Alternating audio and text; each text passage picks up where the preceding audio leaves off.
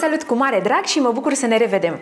Eu sunt Abi și ca de fiecare dată vă invit la mine în bucătărie într-o nouă poveste culinară. Nu știu cum sunteți voi, însă nouă ne plac tare mult merele și mai ales bunătățile care se pot pregăti din ele. Așa că astăzi vreau să vă arăt o prăjitură tare dragă mie, care mă duce cu gândul la copilărie. O pregătesc de mai mulți ani și pentru că a fost mereu apreciată atât de familie cât și de prieteni, am zis să o împărtășesc cu voi pentru că îmi place ca ceea ce este frumos și bun să ajungă la cât mai mulți oameni. Să pornim la treabă să vă arăt cât de ușor și rapid se face prăjitura cu mere.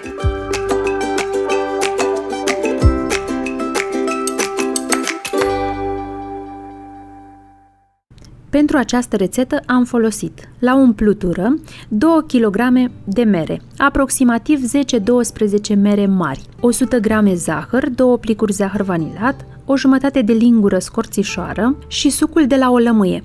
Compoziția rezultată, bine scursă, a cântărit 950 g.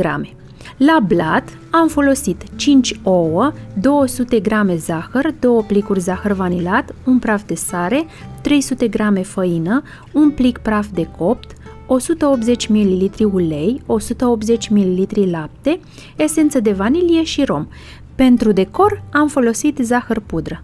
Mai întâi începem cu merele pe care le-am spălat înainte, iar acum le curățăm de coajă și le radem pe răzătoarea cu găuri mari. Eu le curăț mai rapid cu un dispozitiv pentru curățat legume.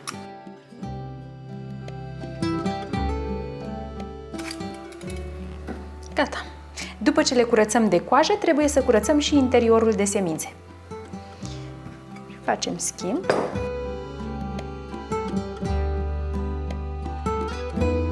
Pentru ras, eu folosesc robotul de bucătărie, căruia îi iau lama în S, o dau deoparte și îi atașez răzătoarea cu găuri mari.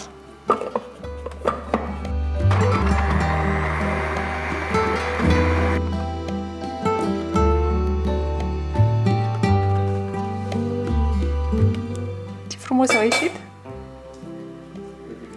Și mergem cu ele la foc pentru a le căli. Într-o crăticioară antiaderentă pun merele la călit. În crăticioara aceasta este fain că nu mi se lipesc absolut deloc merele. Și atunci n-am nevoie nici de unt, nici de ulei pentru a pune să nu se lipească. Peste mere adăugăm sucul de la o lămâie. Și lăsăm la călit, la foc mare, pentru aproximativ 15 minute sau până scade tot sucul din ele.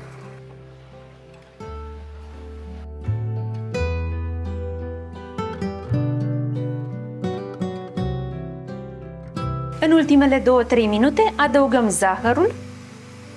zahărul vanilat și scorțișoară. E gata, luăm de pe foc și punem la scurs într-o sită. Este destul de uscată compoziția, însă chiar și așa, tot parcă se mai scurge o lingură, două de suc. Și atunci îl pun în sită la scurs și la răcit. Lăsăm deoparte la răcit, iar noi ne ocupăm de pandișpan. În bolul unui mixer punem ouăle, care sunt la temperatura camerei. În felul acesta se mixează mult mai bine. Și sarea. Iar acum pornim mixarea. Dacă nu aveți un mixer de masă, este super ok și mixerul de mână, doar că mixarea durează ceva mai mult.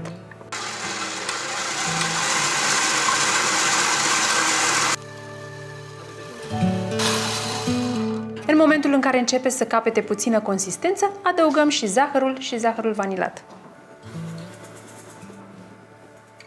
Și continuăm mixarea până când obținem o spumă pufoasă. Haideți să vedeți ce spumă frumoasă a ieșit! În momentul acesta adăugăm esențele și mixăm ușor.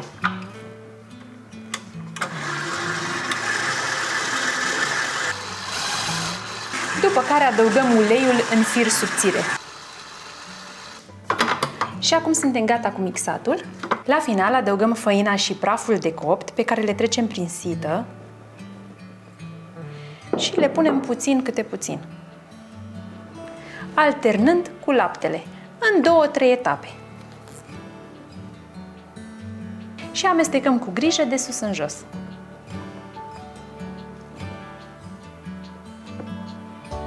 Avem grijă să încorporăm foarte bine făina.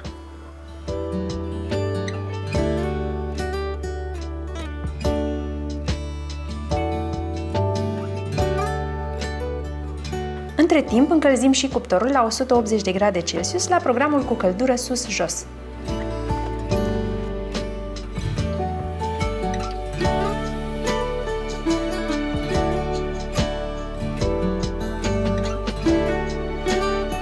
Împărțim compoziția în două, iar prima parte o punem într-o tavă în care am pus hârtie de copt.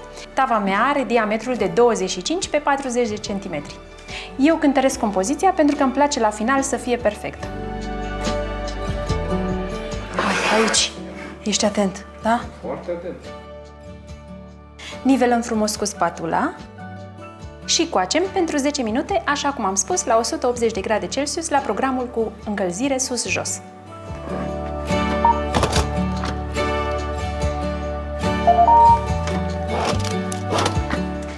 După cele 10 minute de copt, am scos tava și distribuim merele pe toată suprafața.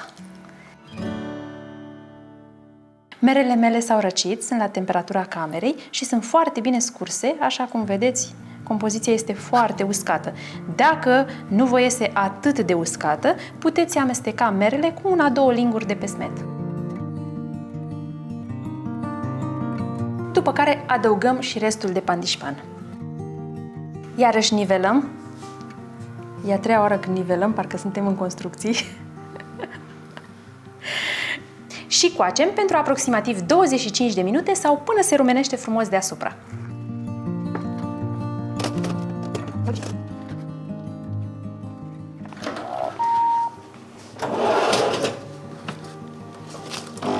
Wow, ce bine arată!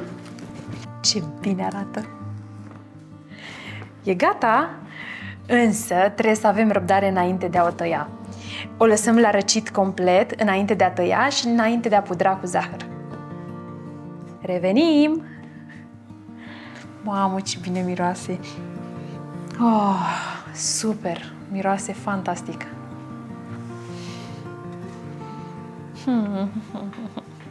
N-am răbdare. Știi că sunt ispitită să iau acum și să tai, dar n-avem voie. Și cât trebuie? Să se răcească. Ok? Desprindem marginile cu grijă, cu un cuțit. Ea se poate tăia frumos și în tavă, dar vreau eu să o tai altfel. Desfacem și hârtia de copt cu grijă. Asta e. Sunt foarte bune și marginile. Și încă o manevră. Oh, ce am făcut! Da, și aici am rupt-o puțin, dar nu-i nimic. Au sărit câteva frimituri. Hai totuși să tăiem marginile.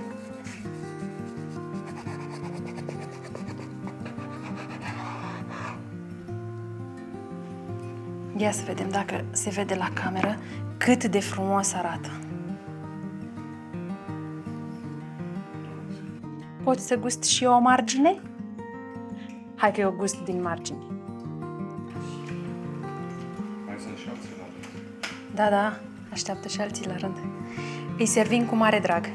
Uite, vezi, dacă aștept să se răcească frumos, se taie și ea frumos, arată stratul frumos. Dacă nu ne grăbim. Dacă ne grăbim, asta e. Așa e, așa e. Între timp s-a făcut noapte ca să nu ne grăbim.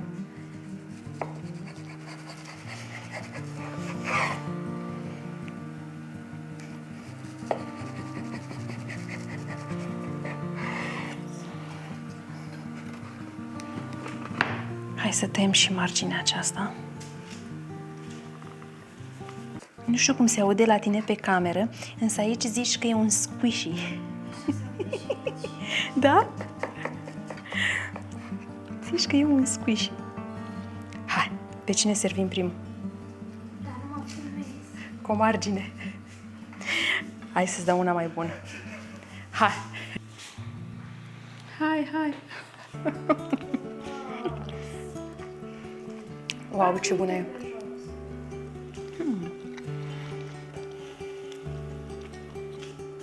Prima porție.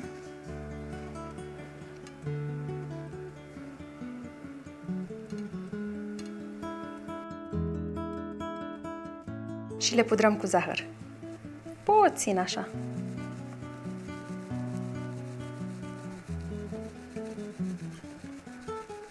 Sunt foarte bune și fără zahăr. Hai să punem și pe celălalt platou.